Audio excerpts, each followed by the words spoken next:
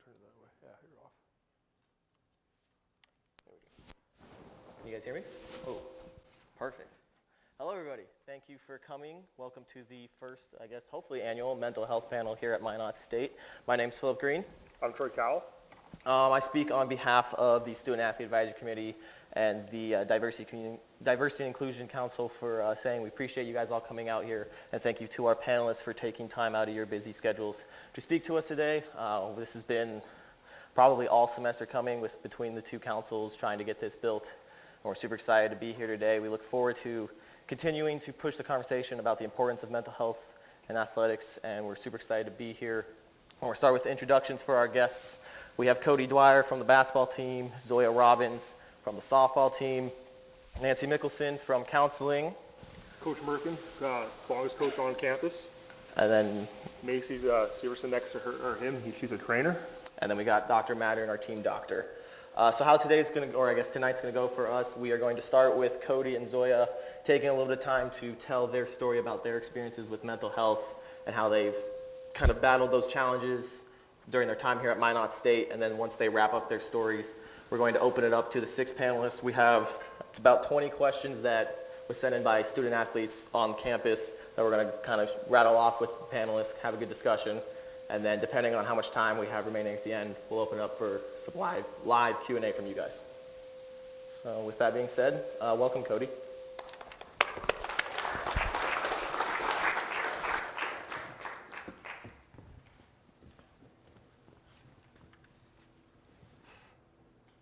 Check. Hello? Can everybody hear me? All right, we're good. All right. First off, I just want to say thank you to SAC for putting this on. I feel like mental health, the stigma of it going away has been something really climbing on campus, so I think it's important that we do this. We continue to do it. I also wanted to thank the in-house production staff. Lee Johnson, he's a member of the Professional Communications Department. He's a very integral part of what we do, and we would have no idea what was happening if we didn't have him, so I just want to say thank you to him first. Getting into my mental health battle, you can't really tell my story without going back to middle school, understandably. My parents got divorced at the end of the 5th grade. For me, at the time, I didn't really know how to deal with that trauma, considering I was 11 years old. So I kind of just blamed it on myself. And that's where I kind of developed the mindset of it's me against the world. Like if my own mom and dad aren't going to be there for me, which is completely wrong, but that's what my brain wanted me to believe, then no one would be for me. So I isolated a lot. I would stay up till 3 a.m., wake up at 1 p.m. I was eating horribly. I just didn't talk to my friends for a whole 3 months. I remember going back for 6th grade orientation, and all my classmates were like, "Where you been this whole time?" I was like, "Just been eating Star Crunches and Doritos for 3 months." And so when I got to school, I got to just kind of suppress those feelings. I never really dealt with them. I was able to just put them to the side. I'd get distracted with my classwork and basketball and stuff like that. So I never got help, never worried about it until the 7th grade. Randomly, I had what I like to call, there's an anxiety attack, I call it an explosion, where every emotion I felt for the past 2 years or however long it's been since my last explosion, they just come out takes hours. And then every time I do it, I feel great, I feel awesome, but I never do anything about it ever again until I explode again, which happened my freshman year and it happened my junior year. Now that we talked about my high school stuff, when I came to Minot State, I was really excited, obviously. I got to play college basketball, I was gonna get an education, I was gonna meet a whole bunch of new people, and I was really pumped for it. And I came, and then I realized I grew up in a one-horse town with a bunch of people that looked like me and thought like me. And when I came to Minot State, that was not the case. There were so many different people, and I didn't know how to relate to them. So then I did the same thing that I always did, and I went and isolated. So basketball, when I came in, I knew I was going to redshirt. From the jump, when I contacted Coach Merkin, I came on my visit, talked to the assistants. I knew from the jump I was going to redshirt. So I was like, well, this should be easier. I don't have to play games or anything. And then little did I know I was going to get absolutely worked every single day by the coaching staff, by my teammates. It didn't help that someone in my position was All-American player of the year that would just mercilessly ruin me every single day. Well, that's what he was supposed to do, though, so I can't really blame him. I really had trouble getting along with my teammates, gelling with them per se. I'm not very much of a rah-rah guy. I'm pretty reserved, laid back, and a lot of my teammates are in your face, really high energy and stuff, so I didn't really know how to deal with that kind of stuff, so it was really difficult for me to gel with them. And then the school went sideways.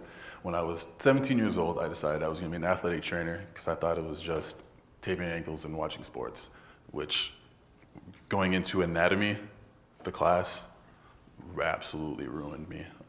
If anatomy should be its own degree, if I'm being entirely honest.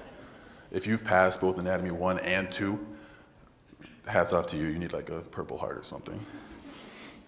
And so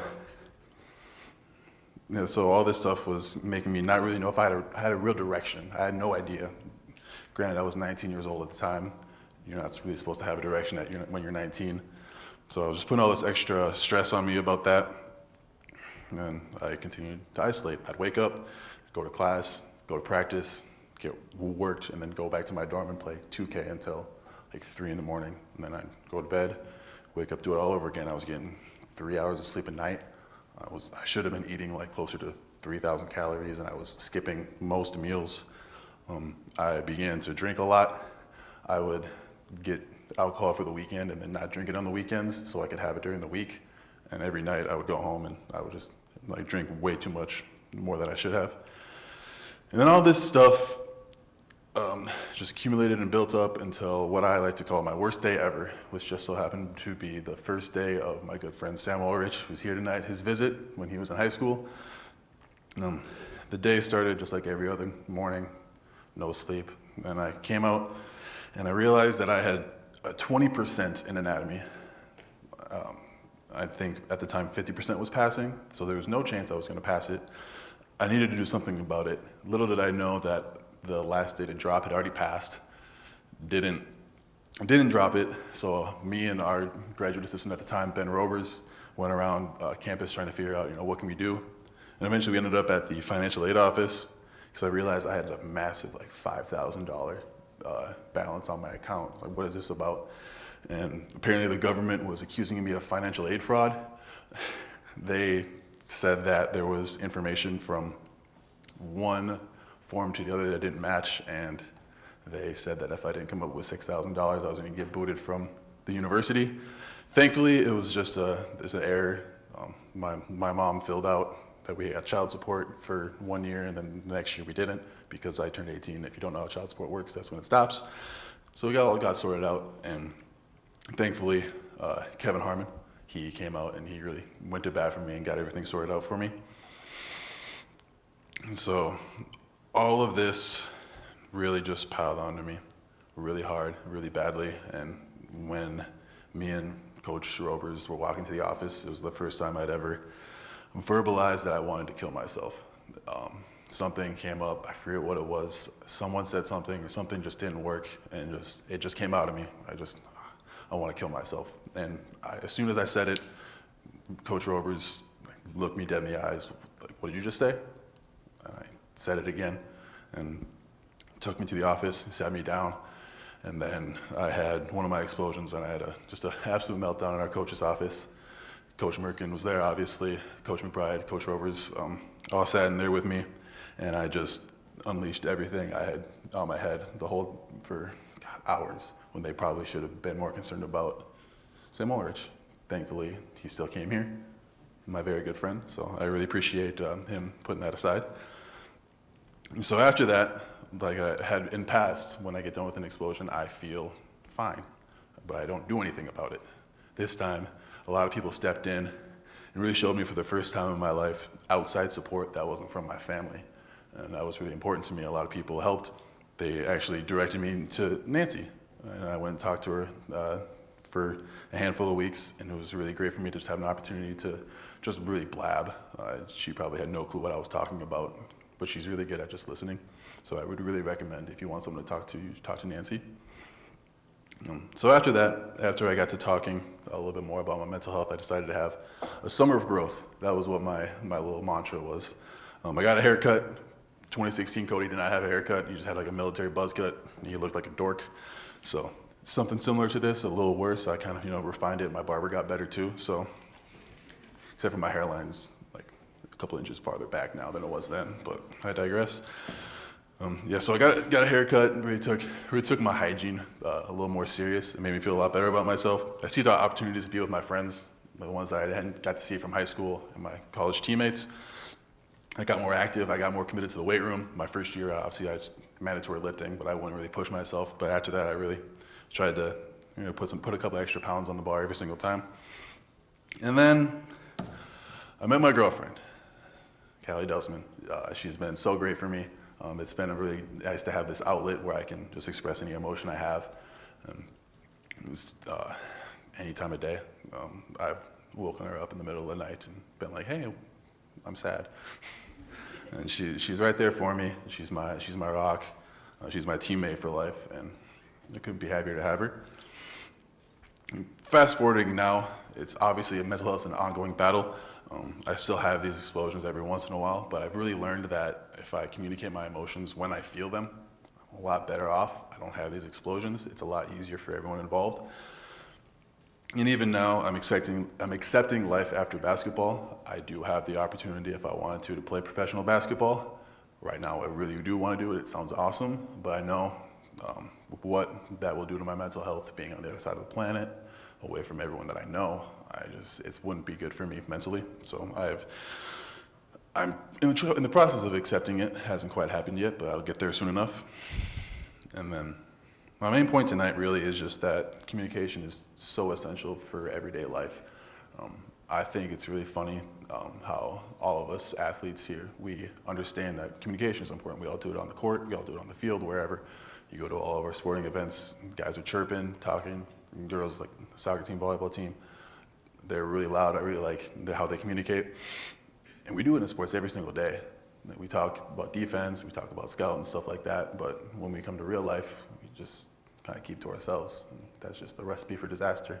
So thanks again for everybody coming out, and I hope you learned something tonight.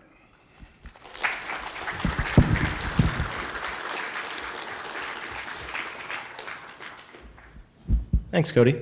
Zoya? Thanks. Can I just keep it right here? Yeah. Okay. There's a solid chance I'll cry, but just ignore it. If it happens, it's just gonna drop and everything's gonna be fine.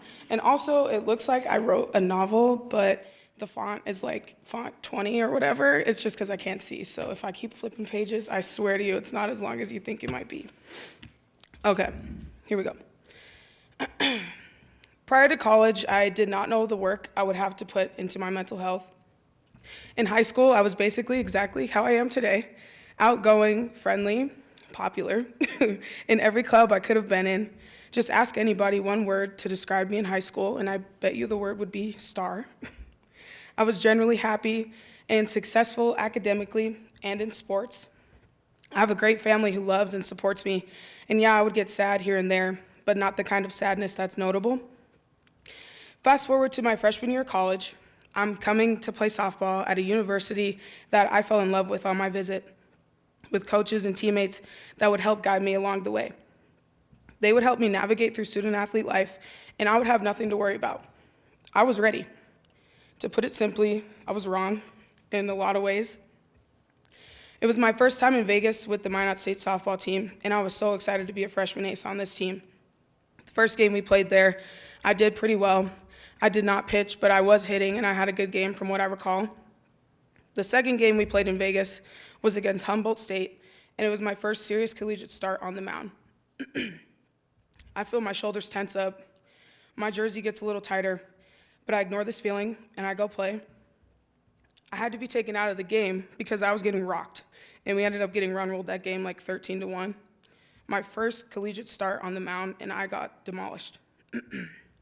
Safe to say, I cried on the way back to the hotel on the bus with my hoodie up, headphones in, missing my family, and just going through a roller coaster of emotions that at the time I did not know were so important. The next day, my coach made a crazy decision, I thought, and he started me against a really good Monterey Bay team. To this day, I think that's the best game of my life, and our team won it 3-2. I was on top of the world, and I couldn't even remember the night before after that big of a W. Just like with wins and losses, mental health has a lot of highs and a lot of lows. For years, I ignored the lows until I just couldn't anymore. Let's fast forward a little bit more to my second trip to Vegas with our head coach now, Nathaniel Wagner. I'm a little older, a little stronger, and a little wiser, and a lot more comfortable on the field, and we have a better coach, so I know this trip is going to be great, and I get the opportunity to start a game. I feel my shoulders tense up, my jersey gets a little tighter, but I ignore this feeling and go play. Only this time, I could not ignore this feeling for long. Ball 1 goes by, ball 2, ball 3, 4, 5, 6, 7, 8. The bad pitches were endless, but I was trying to fight something much deeper than pitching mechanics. Coach Nat takes me out, and my mom, my dad, my older sister, my best friend back home, and my travel ball coach all had to watch me walk off the field crying. I felt like I was suffocating, uncontrollably crying. I could not breathe properly, and my teammates and coaches are highly confused because just like me, I have no idea why I'm crying and why I can't slow down my breathing. I finally walk myself out the dugout and find a trainer and ask her to cut the right sleeve off my jersey because I can't breathe.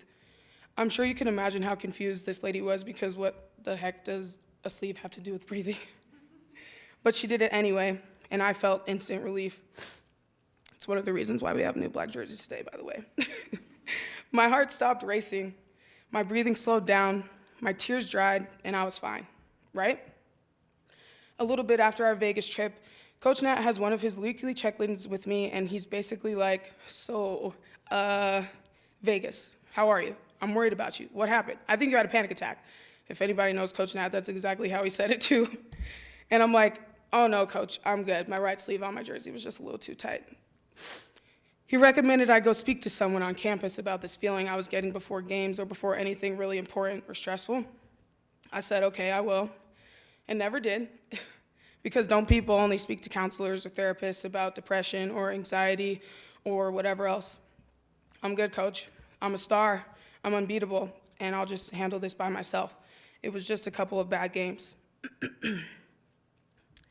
Let's fast forward to the summer leading up to my senior year in college. Prior to this year, my little sister had said to us that she's depressed. I'm ashamed of the way my family and I handled that kind of information. Just 1 month ago, I found out that my sister's battle with depression started in 2016, and I was completely oblivious. In an interview with my sister, she explained that being depressed was just simply not the Robin's way. For years, she found herself in a deep hole.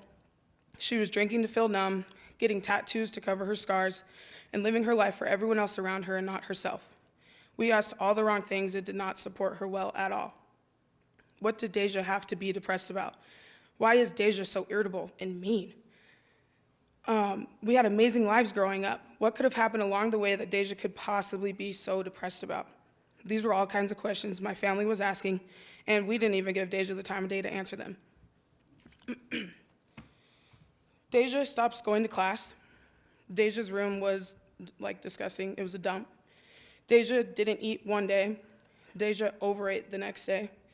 Deja starts self-harming. Deja was not Deja anymore. I had no idea who my little sister was and what she was going through, and I ignored it because I didn't understand it. I now understand that darkness can take over anyone's light. Deja's light was completely gone for at least a year. She says, when you're depressed, you're in a constant battle of pain, numbness, and anxiety all in the midst. You get tired of the voices in your head creating scenarios, and the only solution to that problem is to kill the voices. But that's where my pain came from. I wanted to kill the voices, but I couldn't handle the pain my family would gain if I was gone.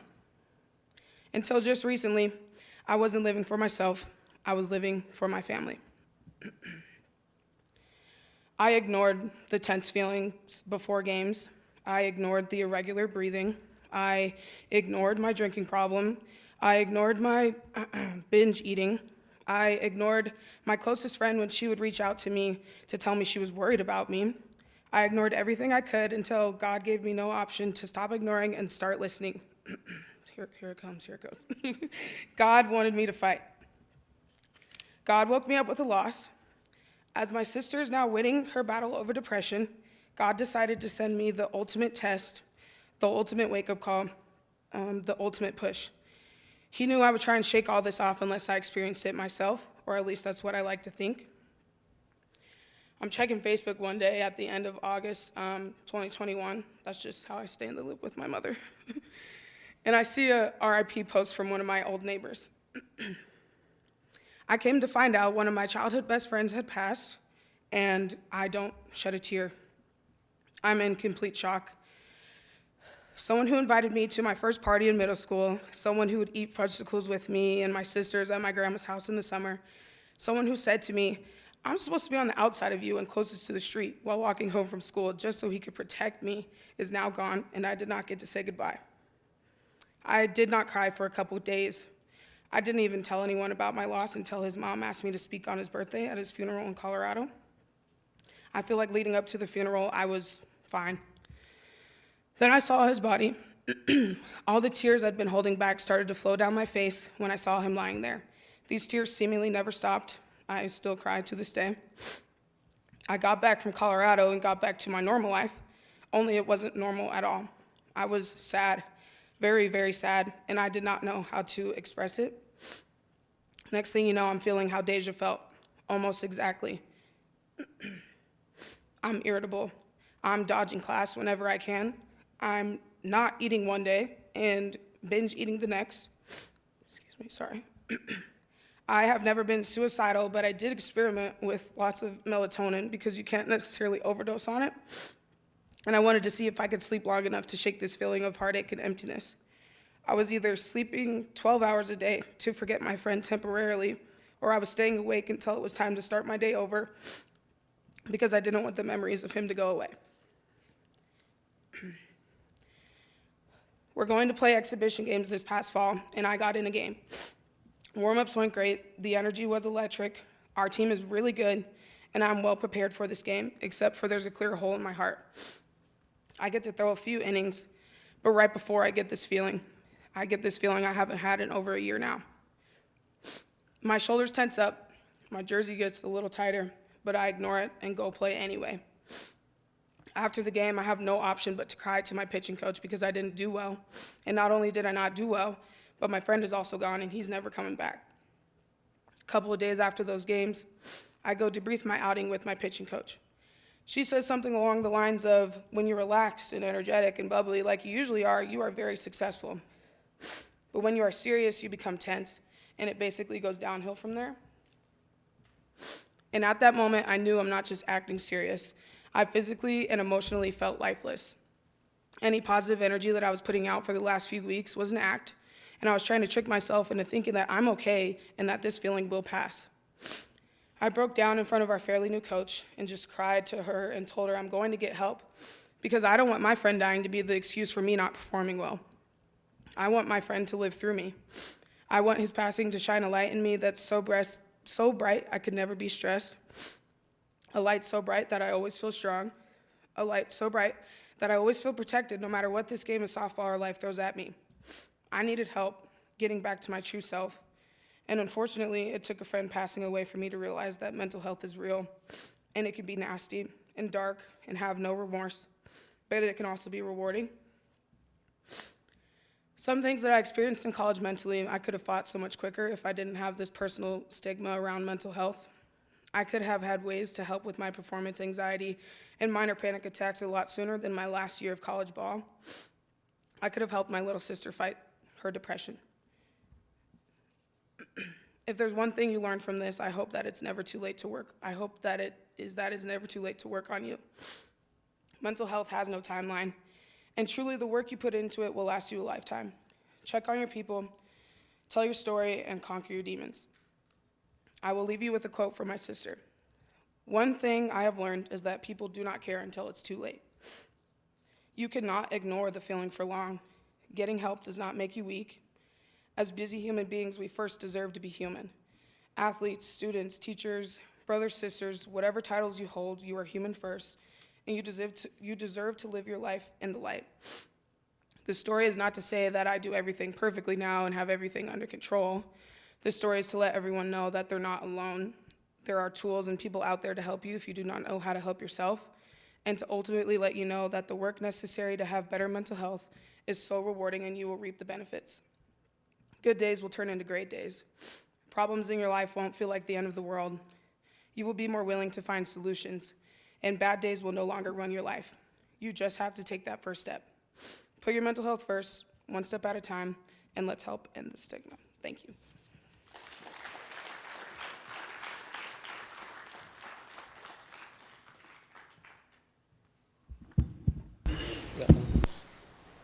Thank you to both of you guys for coming up here, having the bravery to stand in front of everyone, and having the confidence that we're all here to listen. We appreciate you guys. We're now going to transition into the panelist conversation portion of the night. We're going to start off with passing out the mics to all of the panelists, and then we're going to rattle off. Hopefully, It's for you too. thanks, you guys. It's for you too.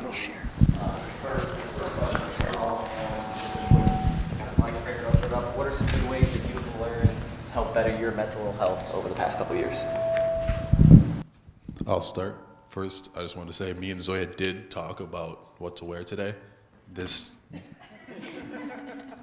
wasn't supposed to happen though, I promise.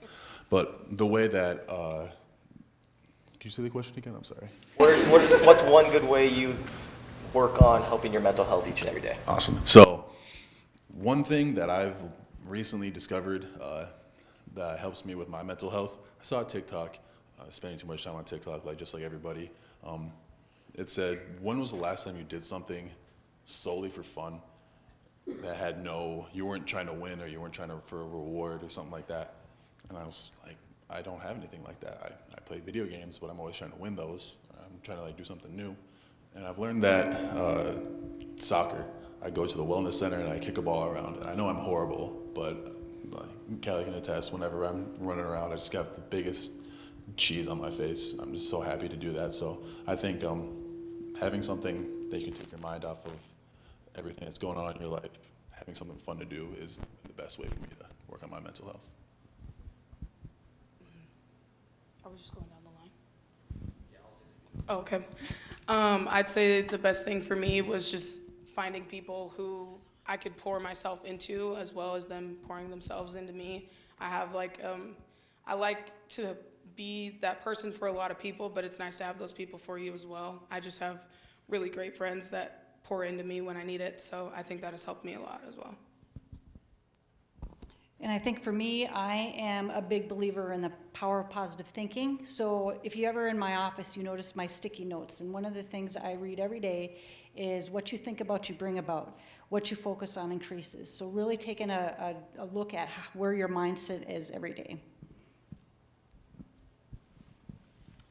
I guess for me, thanks both of you guys for sharing. That was awesome. So powerful. And for me, especially knowing Cody's story a little bit, Cody's really changed our entire basketball program, and I tell him this and tell him thanks for making me a better coach, because I remember that day really well. But what Cody did is kind of what I try to do too, is he made it where it's just every year we have that talk in the preseason, and Cody was the guy for our program that would always say, hey, this is what I've been through. And as he got older, a lot of the younger student athletes didn't, oh man, he's good, he plays a lot, starter, whatever. And Cody was really open just about his feelings, and I'll always appreciate him doing that, because within our team it's made the discussion about mental health be way more open.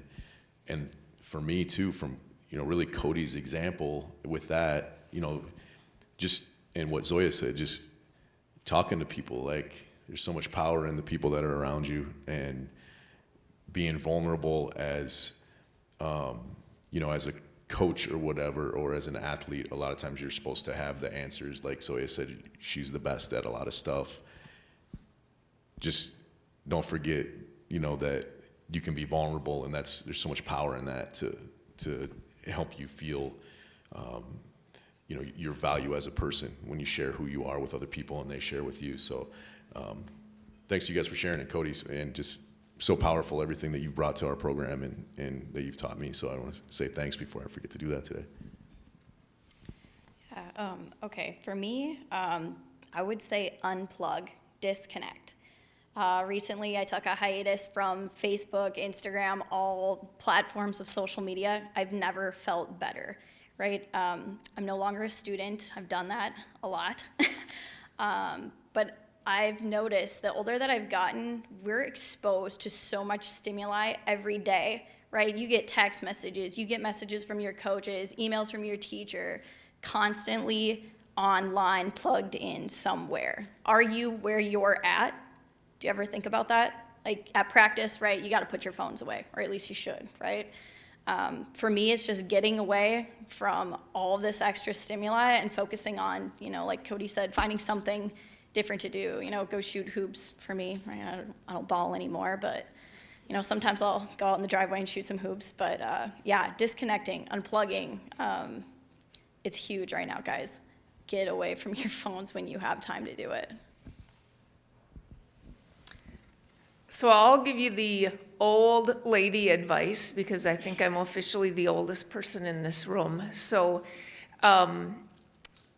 when your competitive career is over and you start going on about other things, that competitive fire never leaves you. It just transfers to something else. And for a long time you go, oh, I'll play wreck this, wreck that, whatever, and I'm still competing, winning, losing. And that becomes something that you need to take that fire and still use it, but find out what's even better, right? There is something better than a win. And for me in my career, I'm 20 years now into my medical career, and that's a long time, right? And for me, that competition every day, I still get out of bed and I go, who am I gonna meet that just thrills me today? Because everyone has a story, and I absolutely love hearing that story. And I can say that as a 20-year vet of a job, right? The first few years you get into the world, you're competing, you want to meet a certain mark. I've got to get this much done. I've got to do this. I got to see this. And you know what? I don't remember much from those first years, but let me tell you, I had some great patients today that I really enjoyed talking with and learning their story. And I think that really fits into mental health because I can't help unless I know your story. So me digging more stories, you being to help with more stories helps us all kind of bring all around into this mental health thing. But for me, it's still digging in the story.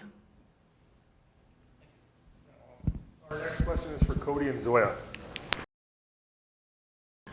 How do you handle the thoughts about, is everything worth the time and effort that we put into our sports every day? Like, is it worth all that you have to do to keep yourself successful in your sport when it's at some point going to impact your mental health?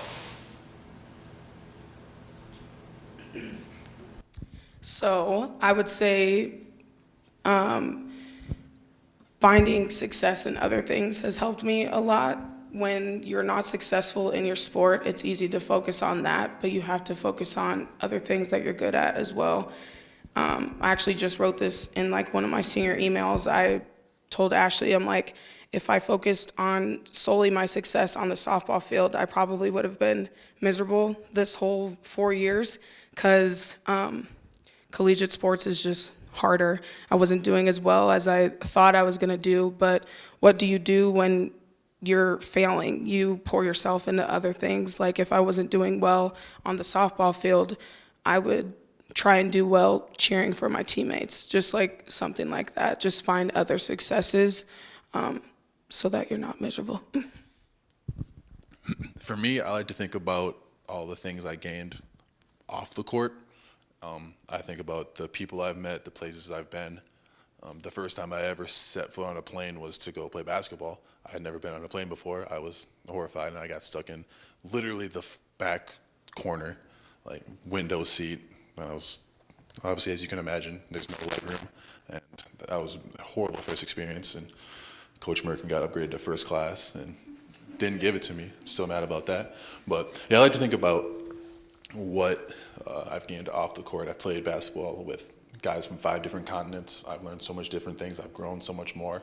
So I think that's the one thing that I'll remember more from my collegiate career is that I've the 18-year-old that came in to the 24-year-old that came out. And I've been here for 6 years. It's felt longer than it was, but so yeah, just remembering everything that I learned off the court is what makes it worth it for me. Next question, Mr. Valderrama, Nancy Casey. So the question is, can the Minot State have trainers for all of us when we get physical injuries? What can we do to kind of have that same situation for mental health issues? And I know we've had Mattern on our podcast. We didn't know it till we had her on our podcast, but you can go to Dr. Mattern for mental health issues. So maybe a better way to put it is, how can we put it out there that you are someone that athletes can go to and make it more well known around campus?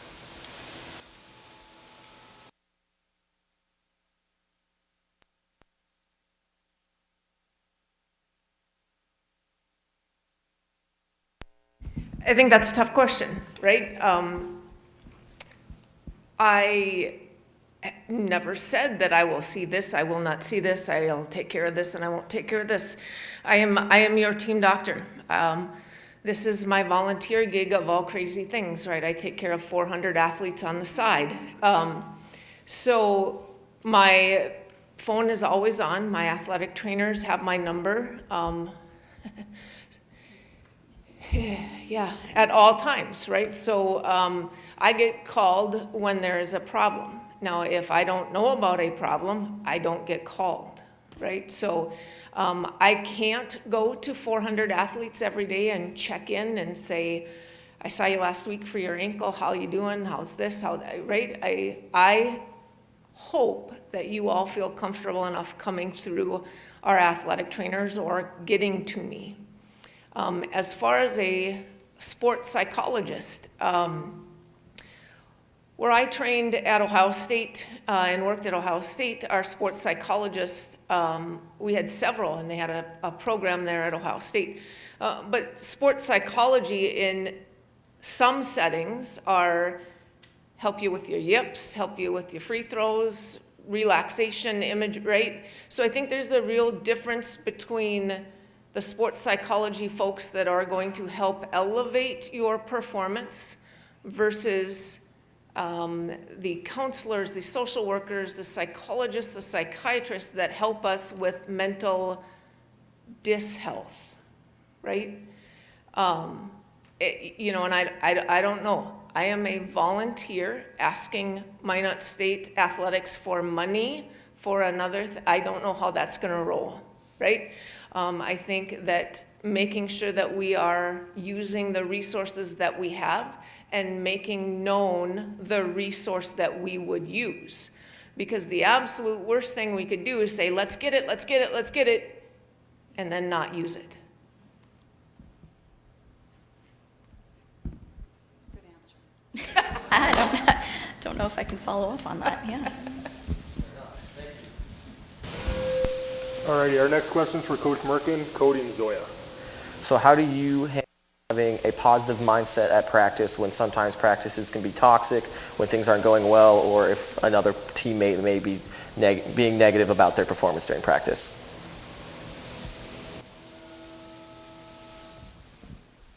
So I think we've all been there, right? Where, you know, as a coach or as a player or as a student athlete, I think the best way to handle it is, and I know Cody talked a little bit about in his journey, he got to know his teammates a little bit better as he got going, and Cody really developed a lot of trust with his guys and with the guys on our team, and I think a lot of that is due to him being open and allowing people to know him, kind of in his growth. And I think the more you get to know those people and have a real relationship with them, you can kind of get through some of that stuff where you can see the bigger picture. And we all want that, right? We all want to compete, and then when you have a bad day and things don't go right and you get into it with somebody or your coach, to be able to, and I want that as a coach too, to when you're off the court or off the field, to be able to, you know, go back to caring about that person as a person.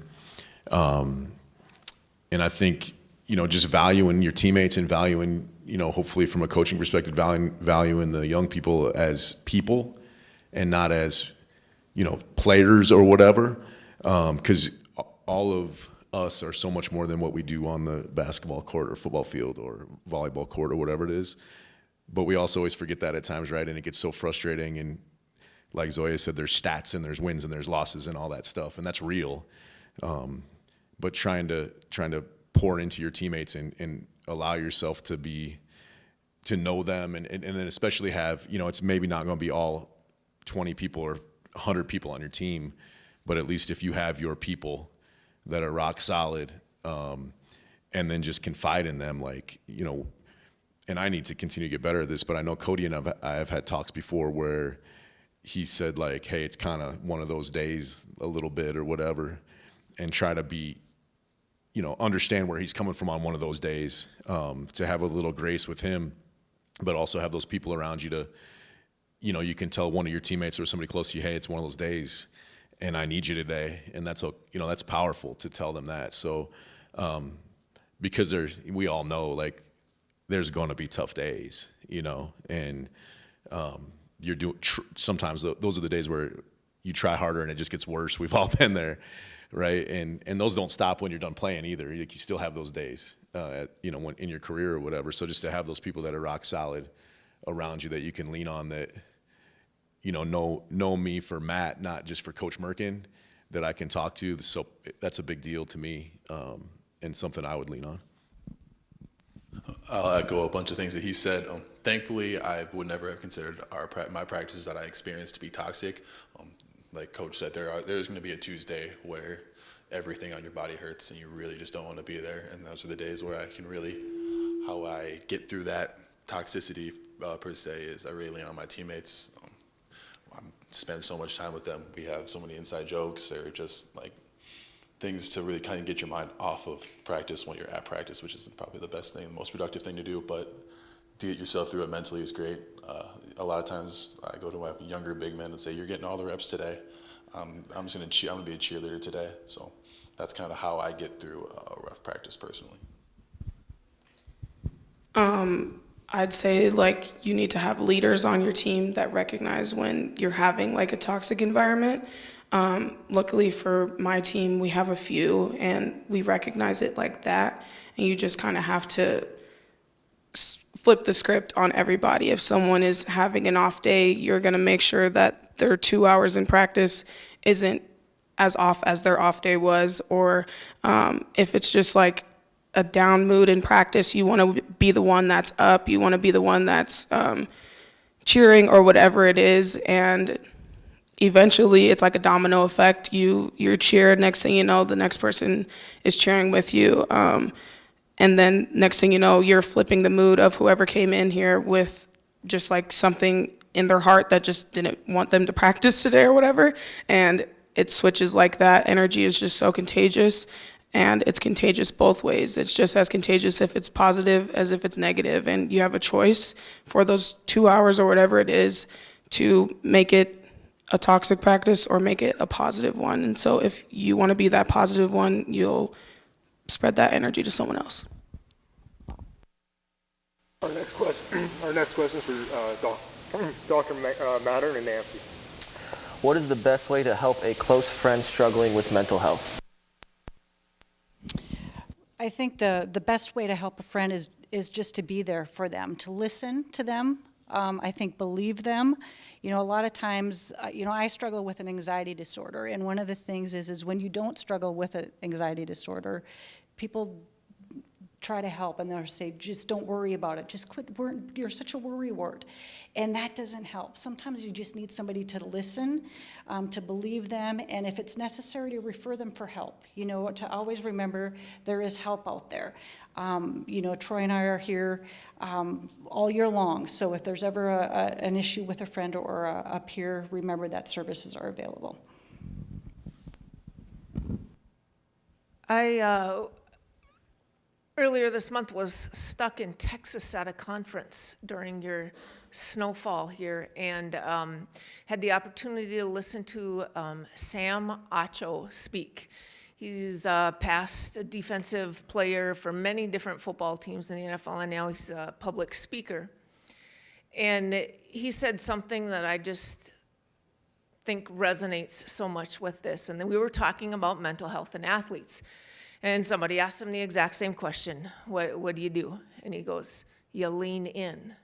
Lean in, listen, put the phone down, put whatever you got around you down, lean in and listen. Listen to the story, right? Don't get distracted by, we got to get here, we got to get there. Lean in, commit to it, listen to it, and you'll be amazed at, number one, how you can affirm what your friend is telling you, how you can connect with them, and then hopefully how you both can go about moving on from that.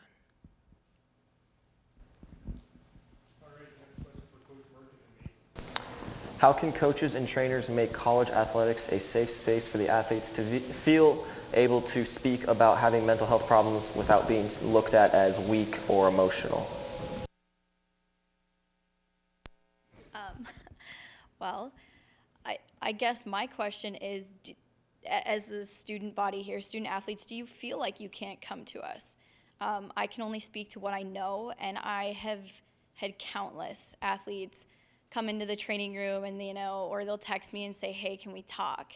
And I mean, I kind of have an open door policy, right? Like, whenever you need me, I'm there, that sort of thing. And a lot of times, either they'll come to me and say, they're struggling, and we'll go off by ourselves, and nobody has to know about that conversation. And that's where we have those hard conversations that you might not feel comfortable saying, to your peers or whoever else. And that's, my job is to be the in-between, right? How do I get you where you need to go next? Is it a conversation with Nancy or Troy? Is our next step Dr. Mattern? Does she have other resources that can help you? I just can't tell you how many countless athletes have come to me and said, can we just talk? Or sometimes it's me noticing them. I know we wear a lot of different hats, but we spend a lot of time with each other, right, around each other. It's just as easy for you to pick up on when I'm having a bad day when I know you're having a bad day, right? And that doesn't mean I pick you out and say, hey, are you struggling with anxiety today? Do you have depression, right? I look at you and I say, Jess, you having a good day today? Things okay? And then, she starts telling me, yeah, man, I bombed my test, and now I got to go on this stupid run for 30 minutes, and I'm just not happy about it. Not to pick on you, Jess. I'm just, giving it an example. But, we can tell when things aren't going right for you, and, just developing that relationship.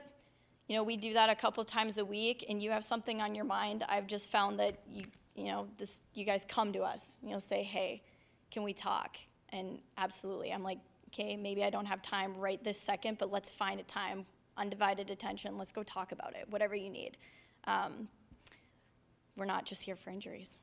We're here to talk about whatever you need to talk about.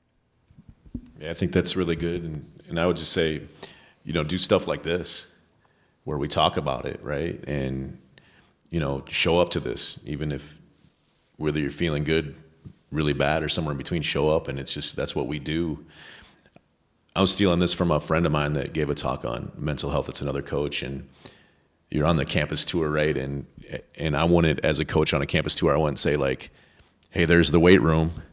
That's where people go, like, when they're feeling really weak. Like, you go there to be awesome. And if we can get mental health to be like that too, like, hey, there's a counselor's office, man. There's awesome people in there. People on our team go there. They go there and they feel better. Not, oh, that's where you go if you're having a whole bunch of problems.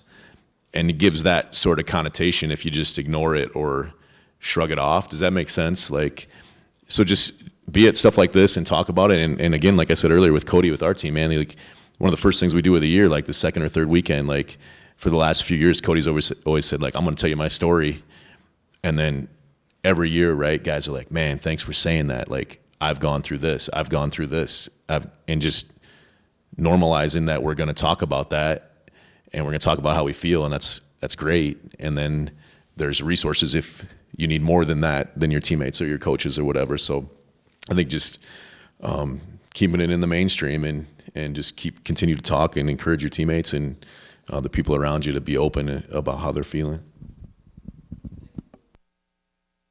Nancy and Dr. Mattern. So this individual athlete has been struggling with eating disorder while their time here at Minot State, and they're curious what are some of the resources that they can look to be helped. So, eating disorders is a tough one. And I think, we're fortunate enough in our office to have Troy, who has a great deal of knowledge on eating disorders. So that would be my recommendation. The first stop is to set up an appointment with him.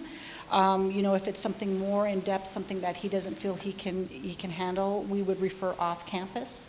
Do you have anything other than that? I have a few super secret numbers in my phone that I have on my list of when I really need assistance with that.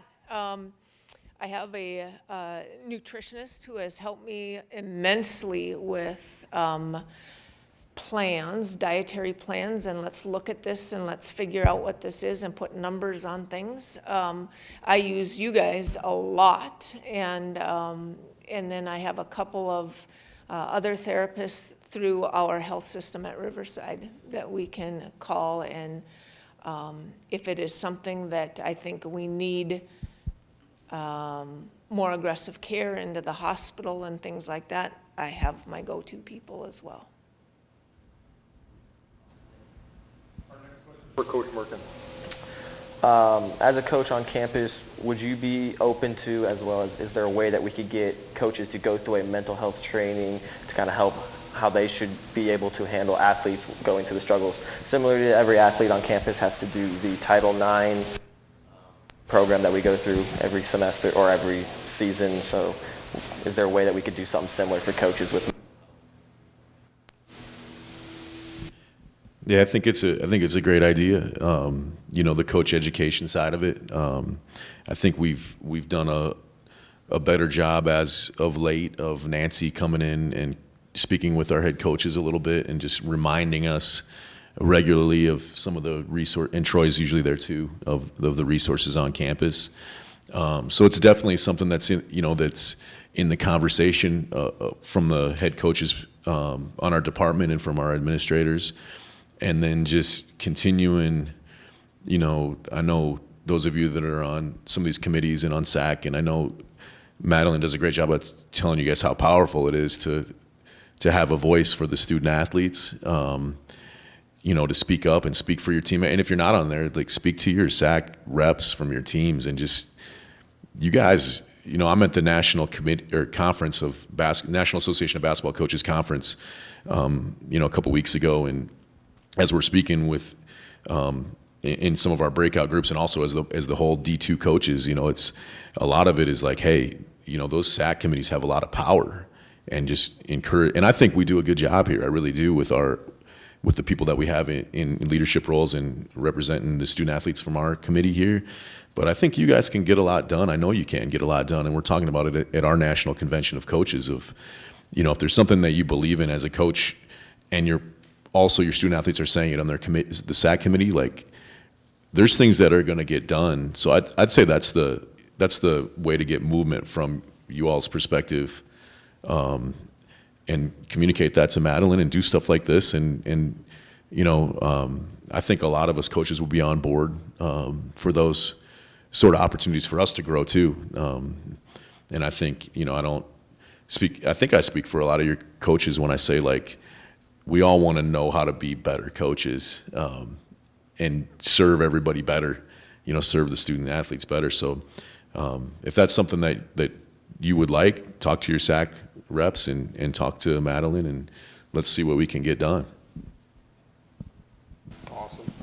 All right, our next question is for Nancy and Dr. Mattern.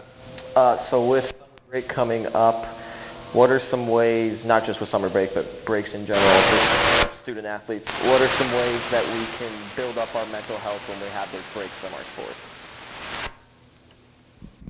I guess my suggestion would be kind of what Macy said earlier, is to unplug. You know, spend some time with people who build you up, things that, you know, keep your mind engaged in fun things, happy things. You know, taking a break from social media, from TikTok, from all of the things that we do on a daily, you know, unplug from that. And just taking care of yourself, and like Cody said earlier, doing something that you enjoy doing just for fun, some mindless thing that's going to give you some reprieve from school and too much of that. So, yep. My big advice has always been to take a break. Literally take a break, right? Because too often I go, hey, what are you going to do over the summer? Oh, well, I'm going to take a break, and I'm going to, after a week, then I'm going to go do this. I'm like, a break is not a week, right? You don't define a break by, I will give myself 10 days to recover from a year of college sport, right? So you got to be able to dial down, right? Turn off that fire, that competitive, whatever, reset, kind of take a step back, look at it from all different directions, but you have to take that break. I don't consider it a break if you are timing it. If you're saying, I'm going to force myself to do this today, right? No, that doesn't work. You take the break. You're going to be better off in the end for it. Our next question is for any of our panelists. What is one thing, one tangible thing here at Minot we can change to better the standard on how we view mental health and athletics?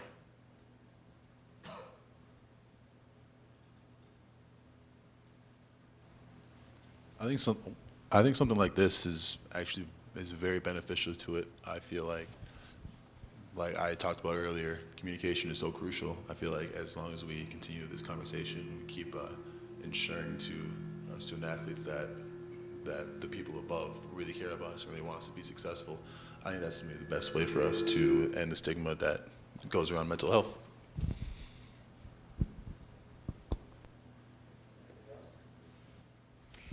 I'll take a stab. I think the biggest thing is help your friend out.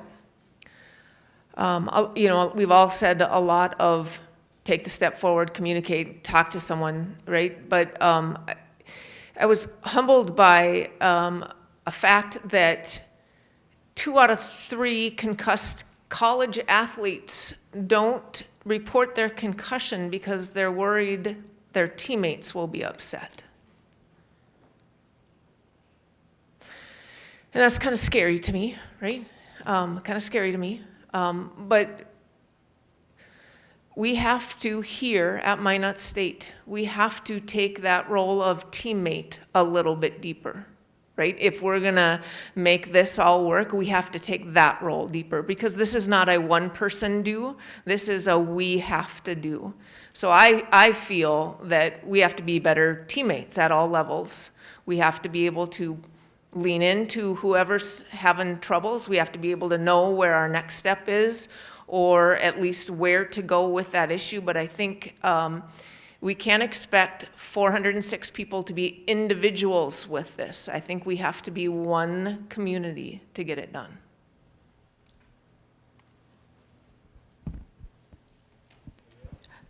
One of the things I wanted to mention is share your story. You know, like these athletes sharing their story.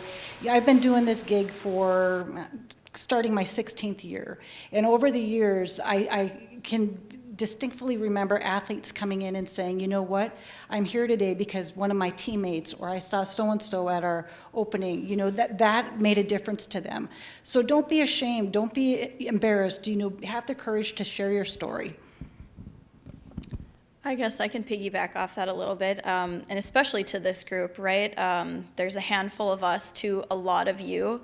Every single one of you in this room should be familiar with this little packet right here. This is your physical packet that we go through every year. And I'm asking for honesty, right? You and our staff are the only people that look at this. We have multiple questions on this physical packet that kind of, I don't want to say like red flags, but they give us a little hint of what's going on with you, okay? There's not all the questions are, you know, asking you straight mental health things, but if there are other cues in your body that are going on, trust me, we look through this as a staff, you know, in charge of, I have wrestling that I help take care of, volleyball and cross-country track and field. We review this information, right? And I mean, I'm not sharing it with anybody else, but I look at this and I go, okay, you know, they're feeling a little nervous or anxious nearly every day. Maybe I should reach out to them and say, hey, you know, what's going on, you know? And some of you would be like, oh man, it was just a bad day, first day of practice, I was really anxious to get back on the court. Okay, that's great. If there's something a little deeper, that's what we're here for. We want to make sure, you know, that you can come to us and tell us, you know, there's different things in here, and I just hope that you can all feel like you can be as honest as you need to be. This is a tool to help us help you, right? Dr. Mattern said concussion too, the back page, this little thing that tells us how you're feeling on the regular, right? We're not gonna peg you for somebody who, you know, oh, you're feeling anxious all the time or you're feeling like in a fog. This is just a tool to help us understand how you're feeling. So I just ask that you be honest and fill it out, you know, the best you can. And if there's something that we need to talk about later, we're gonna see it, and we can't help if we don't know. That's the biggest thing, right? I don't want anybody in this room or across campus to feel like they can't come talk to us, because that's what we're here for. And our next question is for any panelists. What is one of your coping mechanisms, and what is your healthiest coping mechanisms when it comes to mental health?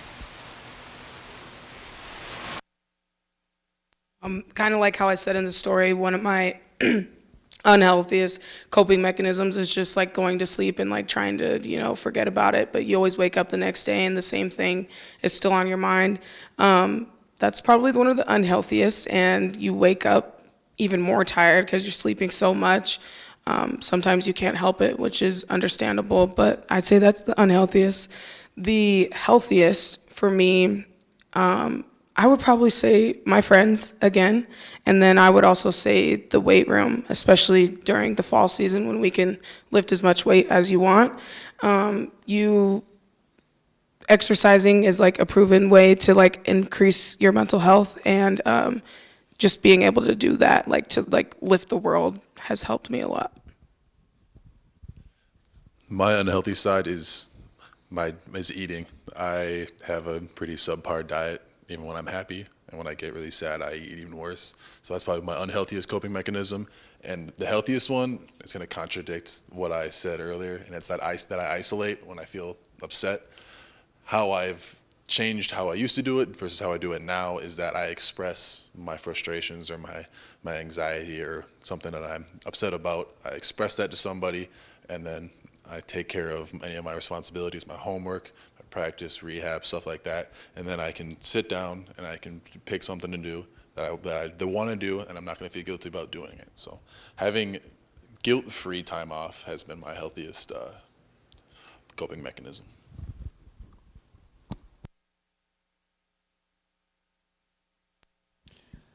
Mine's kind of the opposite of Cody in some ways, but mine is isolation. That's the worst thing I can do. It's just, you know, as a player, it was the same. As a coach, years later, it's the same. Isolate, and then the opposite is just for me is get around my group of people, and I've got my guys that I know I can talk to, and my wife is in that category too. But get around my people and be honest. So just one extreme or the other, and easier said than done, right? Because I keep making the same mistake and I go off by myself or whatever instead of getting around my people. But those are the good and the bad.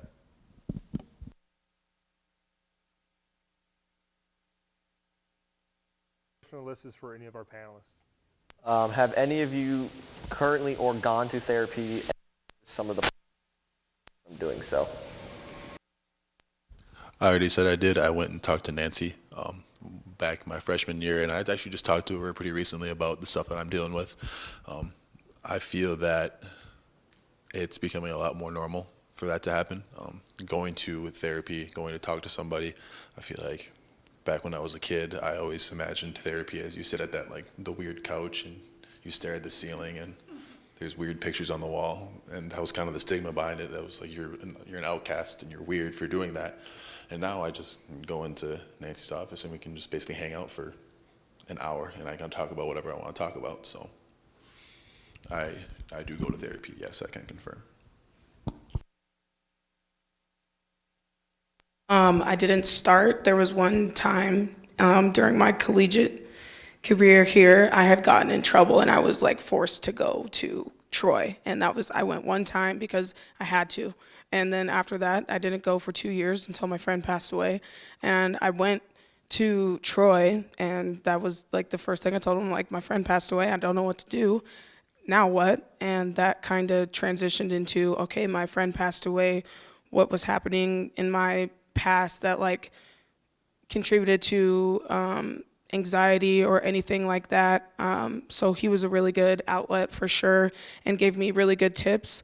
I don't go as often. I actually haven't been in a while, not because I feel like I have it all together, but because I feel like I have the resources that he gave me and I can use them now. And if I ever do feel like I'm struggling again, I know that I do have the resource in Troy and Nancy.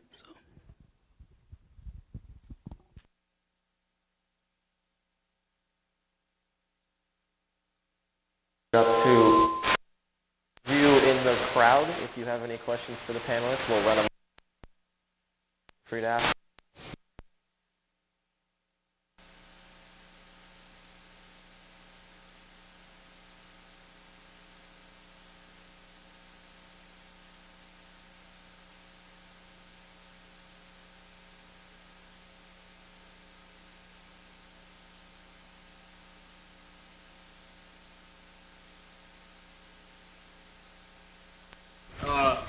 So I don't know which one you guys want to answer this. I was just kind of curious.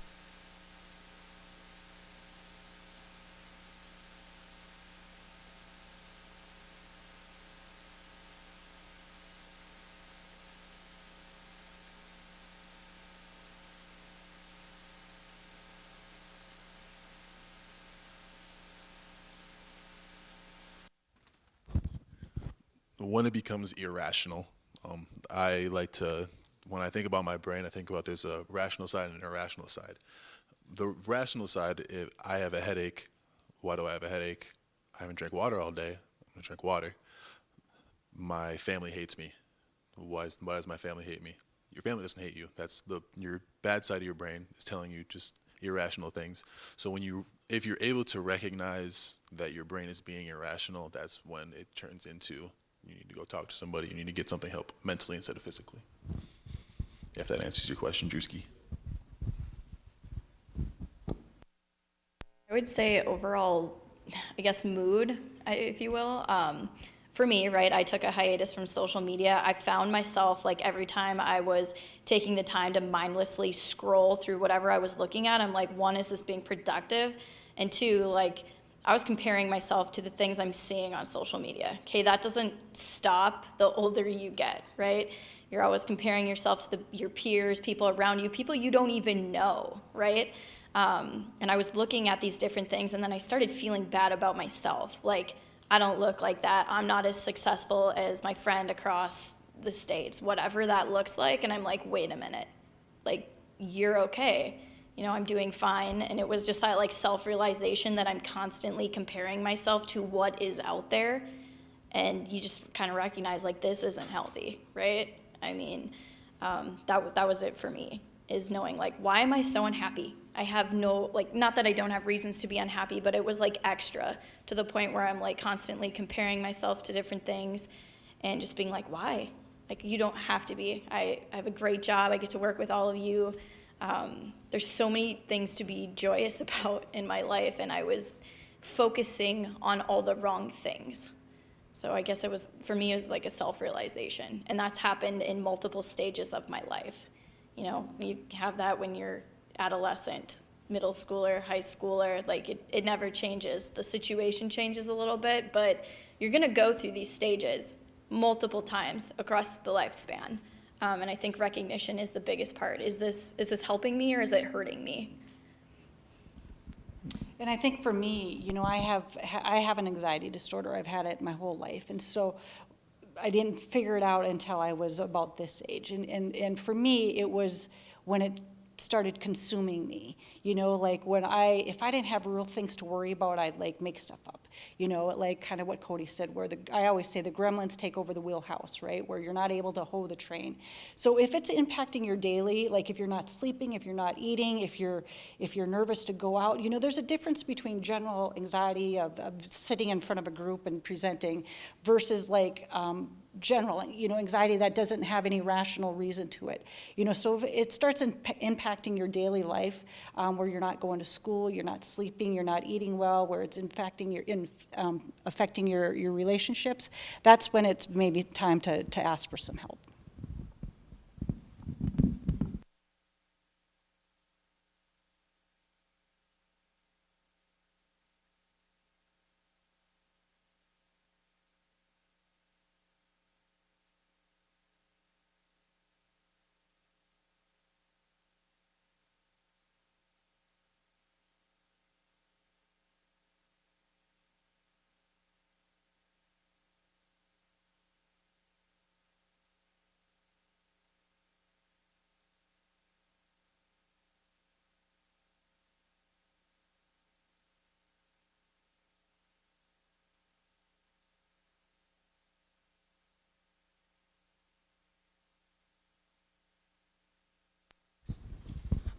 I would say for me, it took having to tell someone what I was going through who wasn't a counselor at first to realize that maybe I need a counselor, because you start pouring into people and it wasn't trauma, but you start trauma dumping on people, and then they're like, well, like, I'm not a counselor, maybe you should go see somebody. But if you find someone that you are comfortable enough to speak to, like a friend or something, your family members, if you're comfortable enough or anything, and they're like, wait, this isn't necessarily the conversation that I need to be having with you, maybe it should be someone else.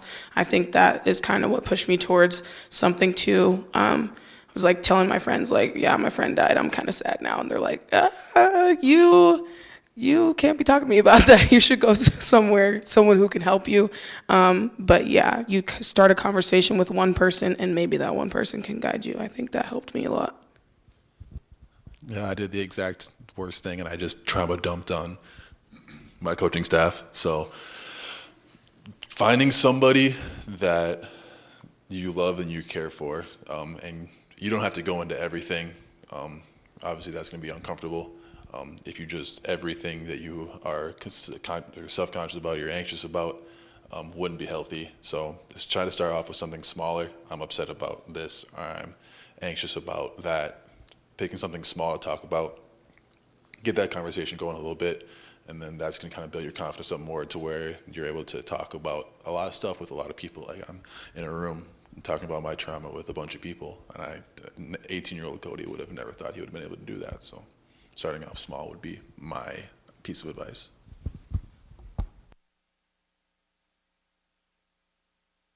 On that question, with the negative stigma around people thinking they might be looked at as weak if they're going to look for help, what do you think are steps we can take as a school to kind of get rid of that stigma?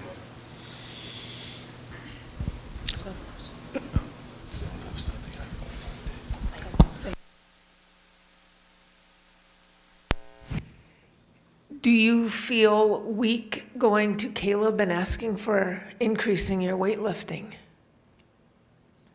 I don't see a difference between asking Caleb for help with my physical strength, or Brody to help me with an extra lift, I want to get stronger doing this. Or if I go to Macy and I say, hey, what kind of nutrition stuff you got for me? Or hey, Dr. Mattern, guess what? Right? To me, they're all on the same field, right? Because they are helping you. Whether that's this person, or this, to me, they're exactly the same. And I think that the first part of getting rid of the stigma is dumping it from ourselves and saying, it's no different to me. It's no different to me, right? We're not gonna say mental health issues only come in on Tuesdays in the training room, right? We're not gonna do that, because it's exactly the same. I may go from one room talking to a kid about his ankle sprain to the next one with a finger fracture to the next one rape, right? And that's in my same little office. So, you know, if we're going to drop it for everybody, we have to drop it ourselves first and say, it's the same thing. It's exactly the same as me going buying fresh fruit, right? Because in the bottom line of it all, it helps me, period.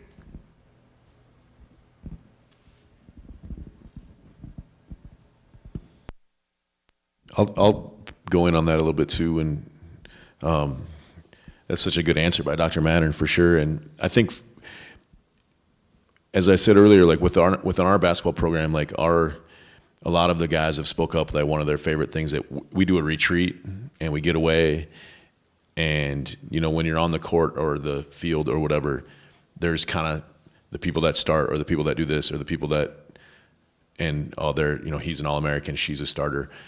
If you can get away from that and get around your teammates, you know, just away, and we try to do that as a program, and it's been really beneficial for us, and that's where some people have opened up. And if you want to, and that's just kind of like second or third weekend, Cody, usually, and ever since that point, I think at least we try to, hey, this is 2 or 3 guys speak about, this is what I've been through, and this is why it's great to talk about and how it's helped me. And obviously Cody did a great job tonight too, like he always does, to share his feelings and share what's benefited him. And then that gets other people talking, and that, I feel like it's removed the stigma within our team. Hopefully, it's still not the easiest thing, of course, but that, you know, asking your coach, can we talk about this as a team? Can we get away from, you know, wherever we compete at and have in our team time, wherever that is, whatever that looks like, where somebody wants to, you know, somebody has to be vulnerable first, and bring that up, and then always 3 or 4 people have, it's like a weight off people's shoulders, and some of our young guys are like, oh, thank goodness, like I can talk about how I feel and not have to be tough dude all the time. So just expressing that to your coaching staff, can we get away? Can we do this? Can we do that? Where that's just what we do. Like, it's not just practicing football, volleyball, softball. It's also working on ourselves as people and being open and honest. If you can do that within your team, I think it's so powerful, because those are the people you're around so much.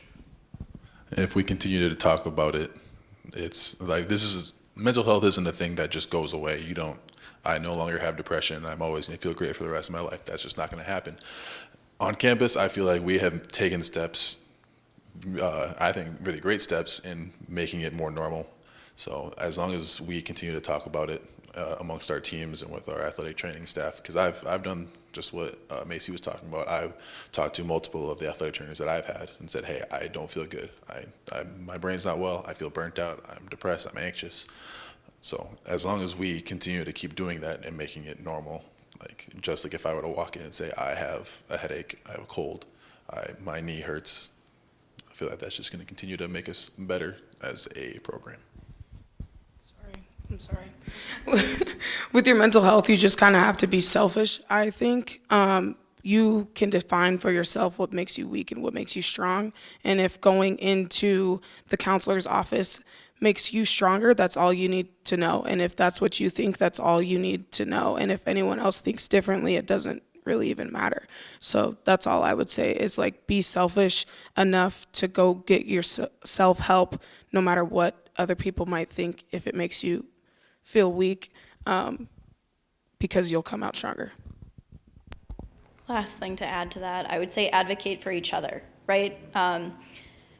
It's not easy for everybody to come up here and share how they're feeling, right? And you might be that person that doesn't feel comfortable right now, even though there's a room full of people telling you it's okay, and that's all right, right? Everybody learns on their own time. But I would say, you know, you guys spend so much time with each other, and you do learn each other. You know how people operate. You know, if you see something that's not right, I mean, don't call somebody out, you know, in an open space. But if you're concerned, there's nothing wrong with doing a check-in, right? Pull your buddy to the side and say, hey, man, are you okay? Like, you don't seem like yourself today, or you seem, you know, whatever you feel, right? Everybody's got, you know, feelers. they tingle a little bit, right? You know when something's up, something's not right. And you just never know. You might be that person who significantly helps somebody, right? They might not have the courage to reach out, say what they need to say, but if you kind of give them a little boost, you'll be surprised. I've seen it a lot. So advocate for each other. You would be really surprised just how much the people around you support you. One time in the house that I was living at, we heard one of our roommates crying, and all three of us, we heard it. What's going on here? We went down there, and one of his friends from back home was like, he grew up, he was, since diapers, knew him, he got killed outside of a club, and he was just in Iraq, obviously. He just lost one of his best friends. And I thought it was so impressive that all three of us else in the house that heard it were just so willing to go talk to him, go sit with him, whatever you want, man. And there's not a whole lot we really can do right now, considering your friend is passed away on the other side of the planet. But if you need us, man, we're right there with you. And you'd be shocked. I guarantee you all have teammates that if you went and talked to, they would just be 100% ride or die with you. Go do whatever. Promise.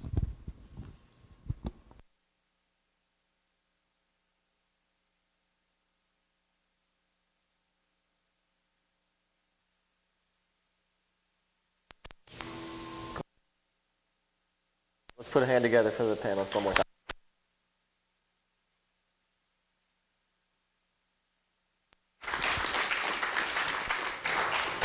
I just had one more thing to add. I challenge everybody to go out and tell someone you appreciate them. A lot of times we forget to really take a step back and notice the great things that are happening around us.